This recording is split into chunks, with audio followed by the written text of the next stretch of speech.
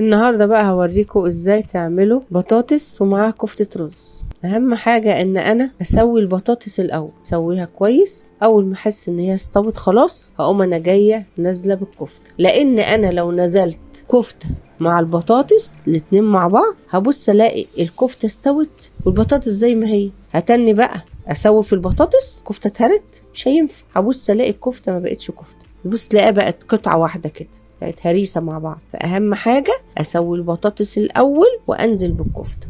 هحطها بقى الكفتة مع بطاطس، ممكن أحطها مع بسلة، ممكن أحطها مع لوبيا، أي خضار أنا عايزة أحطه مع الكفتة بحطه. بس أهم حاجة أسوي الخضار الأول اللي أنا هحطه، وبعدين بعد كده أحط الكفتة. ما حاولش أحط الكفتة مع أي خضار أو بطاطس والاتنين يطيبوا مع بعض. لازم الخضار الأول هو اللي يطيب أو البطاطس، وبعدين الكفتة أحطها في الآخر غلوتين 3 وأطفي عليها، وهتبقى دي بالهنا والشفا.